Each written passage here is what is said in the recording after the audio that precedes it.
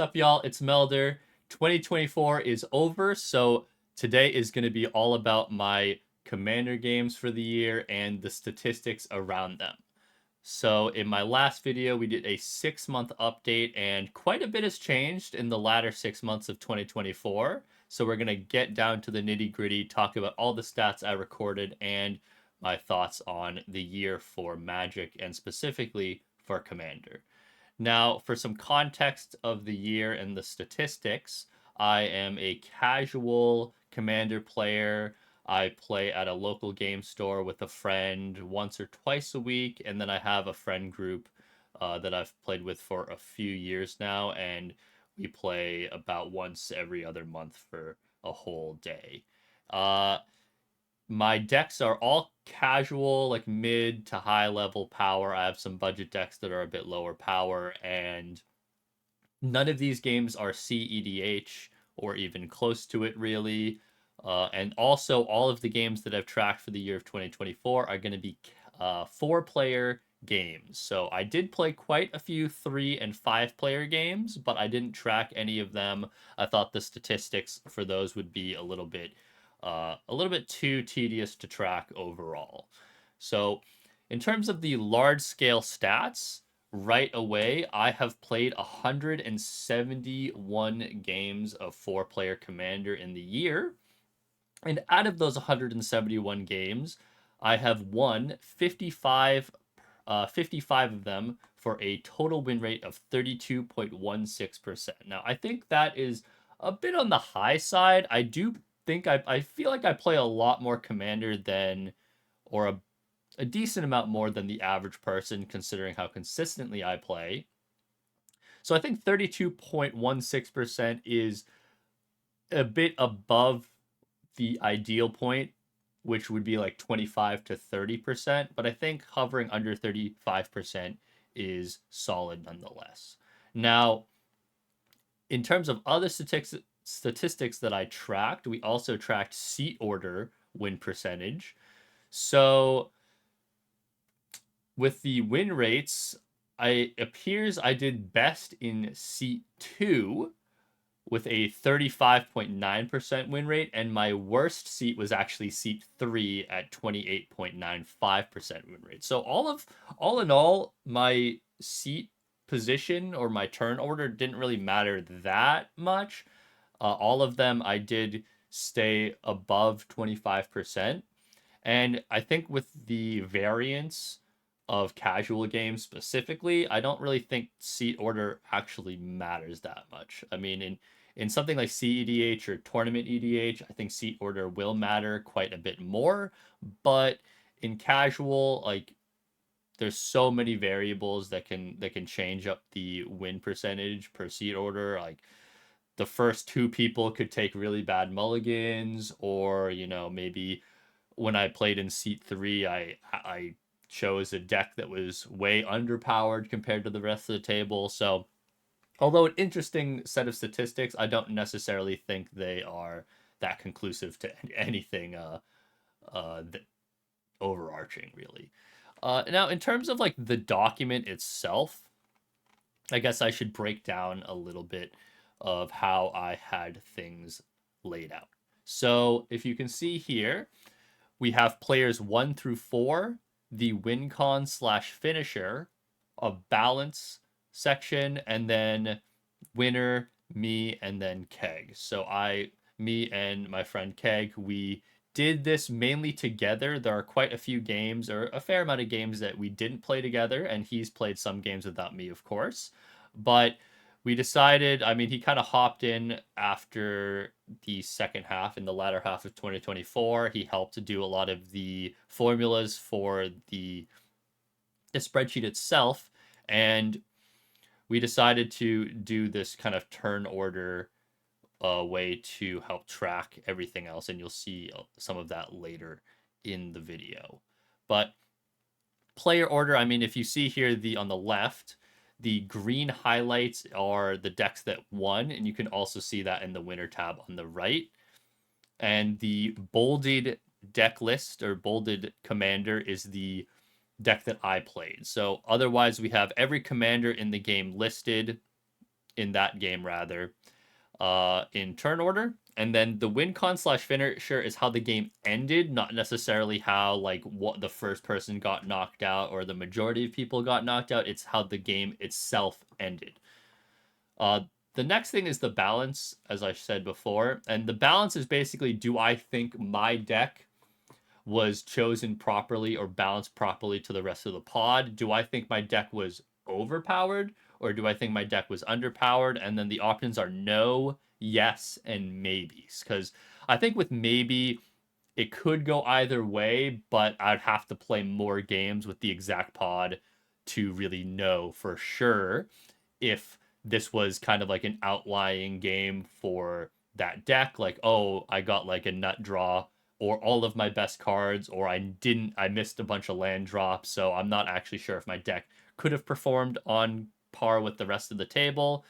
That is kind of like a variance mishap, I suppose, which is going to be a inevitability in a game like Commander. So I think the next thing we're going to talk about is the win cons and finishers. So I'm going to pull up a pie chart that I made here, and it's going to have a few different win cons and finishers that I saw or what were present in my game. Now, the ones at the very top, those two slivers, those are alternate win cons and poison. And poison was a 1.2%, and I believe the alternate win con was 0.6%. So very, very few. I think I had one alternate win con in all 171 games of mine. So here we have alt win cons, poison, mill finishes, board states, commander damage or CD, combos, drain, non-combat damage, and of course we have combat damage. And combat damage is occupying a majority of the finishers for the game. Casual commander is mainly a creature-focused combat format, at least in the metas that I play in. And if you combine combat damage and commander damage, it's occupying over 50% of the way games end. I decided to do commander damage slightly separately because Voltron strategies are pretty prevalent and they can win games. Also, like buildup of commander damage over time matters as well. But yeah, so combat damage is obviously extremely, extremely prevalent. I do think that, maybe a combo or drain effect killing most of the table, and then the last 1v1 is through combat damage. That came up quite frequently as well. But just to kind of contextualize some of these win cons, board state, for example, if you're not really sure what that means, is a player is presenting a board state that is so overwhelmingly strong compared to the rest of the table, where the rest of the table doesn't actually get to play the game, but the player with advantage can't finish the game in a timely manner. So it kind of creates this situation where neither or the rest of the table doesn't really want to waste. We don't really want to waste our time playing the game out at that point because it would take several more turns, and there's no real way out of the game. So we all just kind of scoop based on the board state. A few examples is there was like mass land destruction happening. Nobody wants to play out mass land destruction. The other person in advantage obviously can just beat us up over the course of a few more turns, but nobody wants to play that out. And then another board state that I had, let me scroll down, was multiple copies of an enchantment, Overwhelming Splendor, which just completely turns off all of our creatures, and we just don't really get to play the game from that point. They basically copied it to every single other player, so we're just kind of sitting there with a bunch of 1/1s that don't do anything, and yeah, they can beat us, like they can kill us over time, but I mean that's going to take like 20 more minutes, so that's kind of a waste. The next one we have for Wincons is separating combos from things like drain and non-combat damage. Non-combat damage is really just burn, and then combos are going to be multiple cards on the stack or interacting with each other to create a win. So there is going to be some overlap, though I did distinguish them in the Wincon section. And then drain, like if I did Blood Bond, that's a combo. But if I did like stacking Zulaport effects over time, that's more so drain. Or like one large Gary compared to Gary loops with Grey Merchant of Asphodel, if you're not aware with the lingo. So that's going to be the separation for that. I don't really think these win con statistics surprise me. Obviously, my meta might be a little bit different, or my scene is going to be a little bit different from other people's, especially if they are higher power. The higher power you get, the more prevalent combos are going to be. I do think maybe drain and combo are going to be a little bit higher for me than the average like casual player, because the way that I usually win games is through drain and combo wins.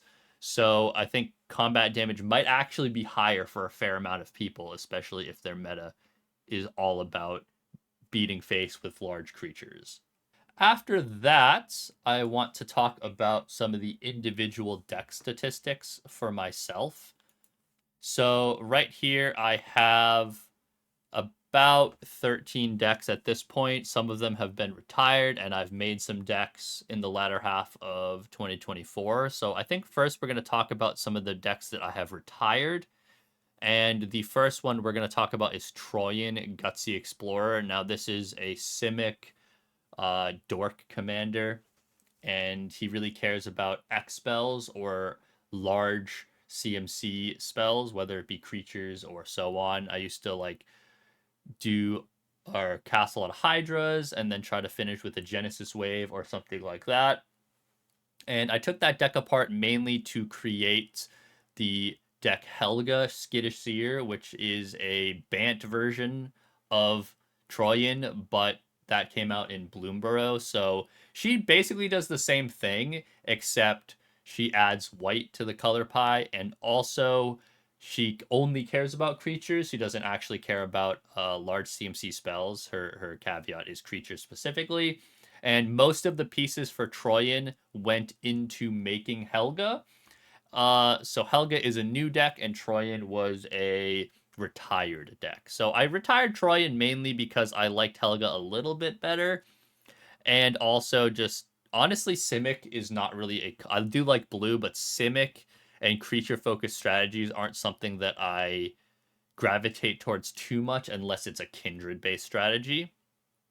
And then the next deck that I want to talk about that was retired was Bontu the Glorified. And I did mention in my last video that I didn't want to take her apart, but I found a deck that I wanted to play a lot more, and a lot of those pieces from Bantu were repurposed into Minthara Merciless Soul, which is an experience counter deck, and I went a lot of different ways with this deck, but I ended up on Aristocrats. I tried things with artifacts and using commander damage with Minthara. I tried blink strategies with Minthara, but yeah, Aristocrats is the easy choice here, and honestly, I had the most fun with Aristocrat strategies. I really like Aristocrats, so I kind of decided to just default to that, and it's worked out so far.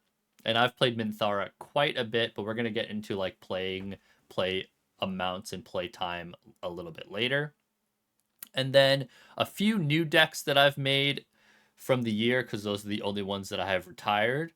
The new decks are Minthara, as I mentioned before, Helga, which I've mentioned before as well, and then we've added Alayla Artful Provocateur, which is the Esper Fairy Commander, and the direction I went is mainly enchantments because Alayla makes a lot of fairies herself, so it's a list focused more so on enchantments.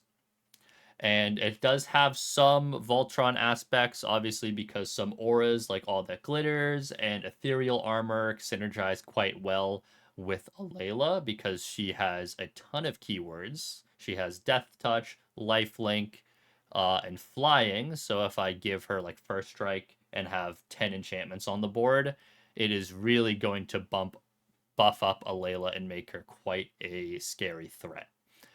Next is going to be Kaidel and Miara. This is a partner between Kaidel, who is a Simic uh, draw cards matter dork commander, and Miara, who is a mono black elf aristocrats style commander. So I made a Sultai aristocrats deck out of this, focusing on elves, and I think the synergy between them is pretty strong. I did have a deck list online way back when that I played on Tabletop Simulator, and it was pretty oppressive. The turn lengths were extremely long because it was a lot of non-deterministic loops with Miara's ability. So, in order to try to avoid that being the case here, I focused a lot on large X spells like Exsanguinate and Hurricane. Also, Squall Line is a weird card that does damage to everybody, uh, and also creatures without or creatures with flying. So it's a way to kill the table more consistently.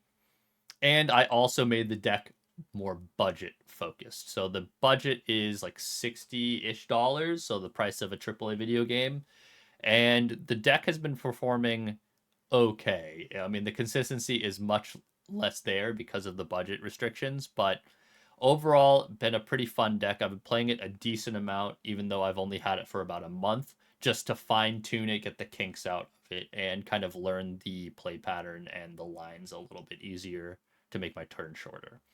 Now, the last deck is a deck that I had in 2022 and in 2023, which is Nath of the Dire Hunt. This is one of the first decks I've ever made, and it was a budget deck. I had it under $50, which isn't like that crazy of a budget, but it's this Gruul Fight Matters commander. I really like Nath. I think the art is super sick, and the play pattern is very fun, and it's very easy to understand. So I retired Nath to make a combination of Troyan and Atla Palani because I did have a lot of dinosaurs in the deck. And I decided to put Nath back together, but this time at a slightly cheaper budget. So she's like 30 to 40 bucks now. And I don't really play, I've only played Nath once since putting her back together. I haven't had her for too long. I believe I put her back together August, yeah, in late August. So this is kind of like an option if people want to do a lower power budget game, but most of the time I don't really actually play those games. So Nath has been on the sideline, but I really, really liked having Nath around just in case. So I decided to put her back together with a bunch of cards that I had lying around. And those are all the decks that I've made in the latter half of 2024. I've been working on some decks, and actually, it's kind of funny that two of the decks I've made have been kindred decks. So both fairies and elves to some extent. So the second half or latter half of 2024 has been a kindred fiesta. For yeah. So let's talk now about the most played decks, the least played decks, and also the my favorite decks of 2024 as a whole, and then some of the statistics around those.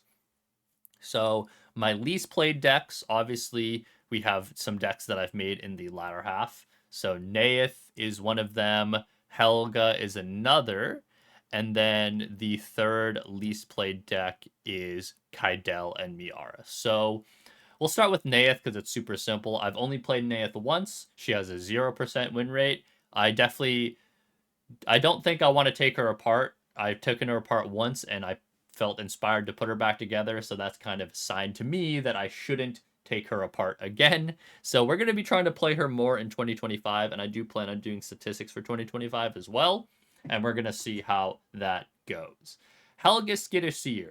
Like I mentioned before, green-based creature strategies are not something that I gravitate towards very much so, and she kind of exemplifies that to a T with like large, stompy green creatures, big mana, big splashy spells. And I've only played Helga 3 times since building her in, I want to say The I have the dates listed, but I think they got shuffled around based on the ordering of the spreadsheet. So I built her very soon after Bloomborough came out, probably within like 3 weeks of Bloomborough being out, and I've only played her 3 times. So I have played her more in 5 player games. I remember playing her quite a bit in 3 to 5 player games. So I've probably played her under 10 times total. And I mean, the deck is pretty fun, but yeah, it's not really my type of strategy. Like, that's the same reason why I haven't played Atlaplani that much. And Helga also has a 0% win rate. I don't think I plan on taking Helga apart. I've kind of wrestled with the idea a bit, but I'm going to give her a little bit more time before I decide if I want to do that or not. The last deck that I've played the least is Kaidella Miara, and that is because of the fact that she's a brand new deck. She's the newest deck I've made. They're only a month old, and I've already played them 5 times. So I do actually like the deck. I like a tapping, an untapping, and kind of dirtling, just drawing cards, doing aristocrat stuff, and this deck is exactly that to a T, almost to a fault, really. And yep, I'm 1 in 5 with her. I have a 20% win rate. I'm decently happy with where they are in terms of their power and so on. I just need to kind of streamline the win conditions so the turns aren't so long, which is the main issue I have with the deck. After that, we're going to go into the most played decks. Now, the first deck, I mean, I'm going to talk about 4 decks because 4 decks are at 20 or almost 20 games played at this point. The first one is Rowan, Scion of War. I'm 4-19 with her, and that is a 21.05% win rate. So I've played 19 games with her, so it's almost 20. So I don't mind talking about her here. She's 4-19, as I mentioned before. And this deck, I don't know if you remember from the 6 month video, if you watched that, but she had an abysmal win rate. Her win rate was like 12% at one point in the year. I think it was about 16 in the 6 month update. And I played this deck a lot. I has had a few different iterations, more like storming off and the X spells at the earlier half, with like Dragonstorm being the main purpose of the deck throughout the whole time. Then I dropped the power down pretty significantly, adding a lot of like draft chaff dragons, and now the deck, I mean, it still had a lot of tutors, but now the deck is balanced out a little bit more. It's less swingy. I added some dorks. I added more ways to ramp to get Rowan out. And the play style, as I think what really bumped up the win rate for the deck. I used to just like drop Rowan on turn 2 or turn 3. She would die, and then I would be just kind of stranded out there without any ways to play the game. So I've been playing her a lot more reserved in the early game, and then finding my time to kind of make that big blowout turn where I win. And that has brought the deck's win rate up a decent amount to where I feel comfortable with the deck. I mean, 25 is obviously the goal, but considering how swingy and how volatile this deck is, I think 21% is exactly, I mean, I'm pretty comfortable with it. I am happy with it. I would like it obviously to be a little bit higher, but I think that's more of like a skill diff more so than the deck building itself. Next is going to be Minthara Merciless Soul. So I mentioned her before, and this deck has gone through a few iterations. She had a really bad win rate as well earlier, and it was kind of like it was like jumped really high and then it dipped really low, and now it's evened out to exactly 25%, which is right where I want it. She's 5-20 with a 25% win rate. And I love playing this deck. I think it is like slightly above precon power level. It's very engine-y, aristocrats engine-y, which is a playstyle that I love a lot. And you just go wide with a bunch of tokens, buff them up with Minthara, and do several things with it.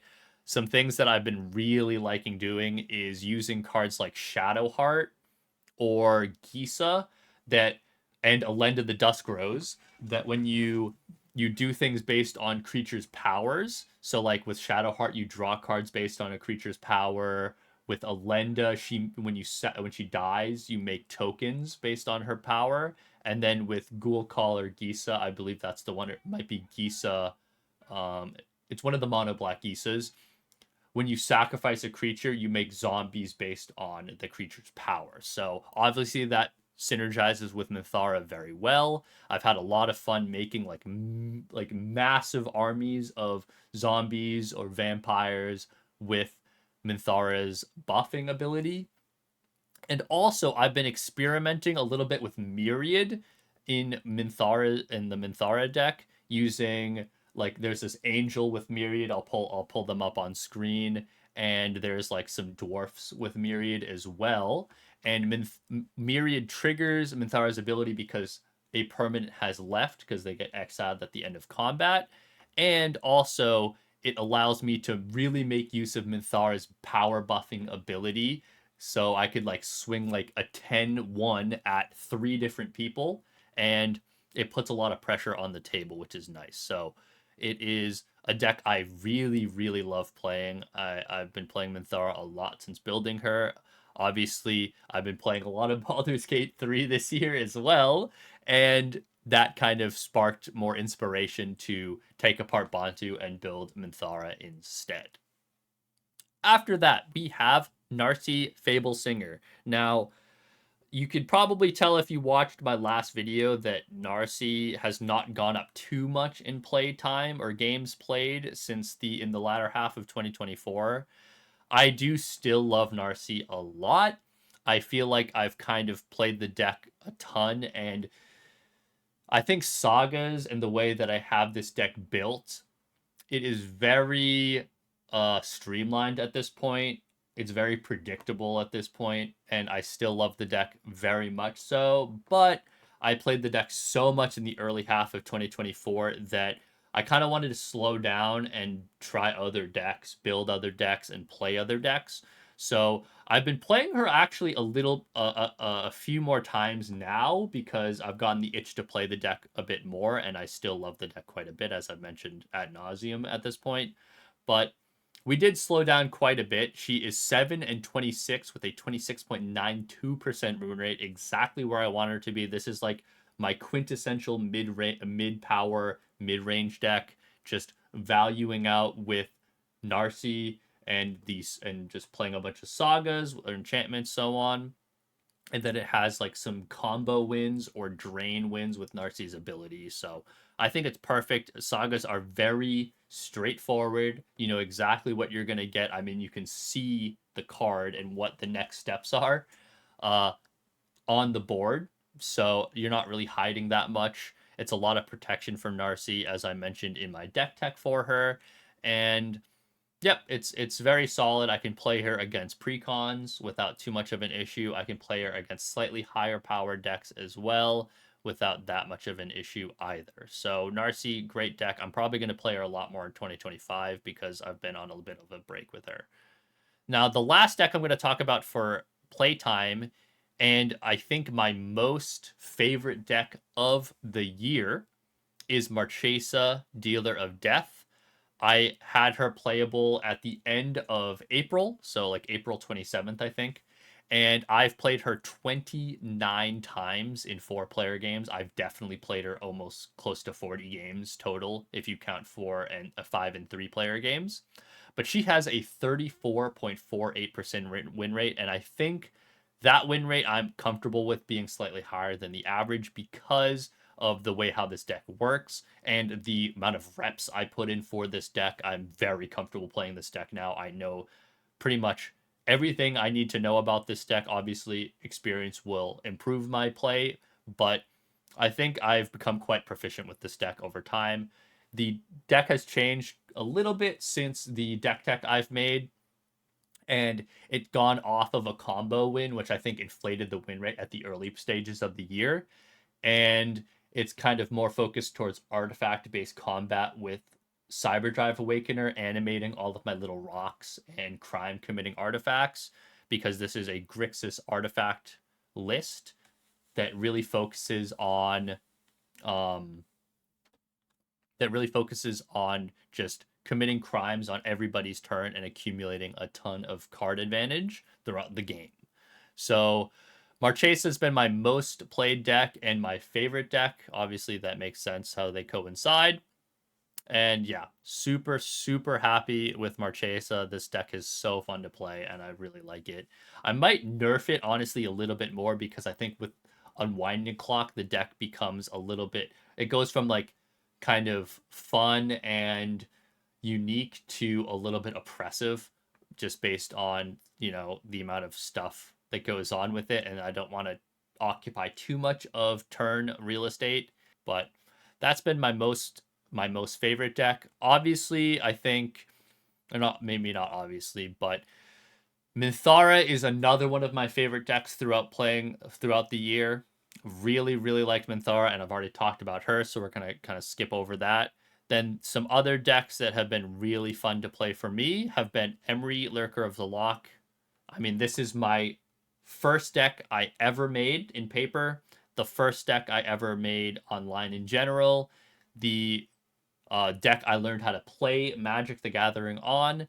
And although she is a mono blue combo deck with non-deterministic loops, I don't really get to play her that much for that reason, but I still love the deck deeply. It is like my most expensive deck. I blinged the crap out of this deck. I have all the unstable islands, like the full art islands in the deck.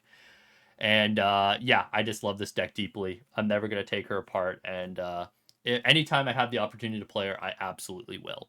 So that's going to conclude my statistics for the year of 2024. Playing Commander in 2024 has been a great time, and Magic in general has had its ups and downs, but overall, I've had a really fun time playing. So thank you all for watching, and have a nice new year.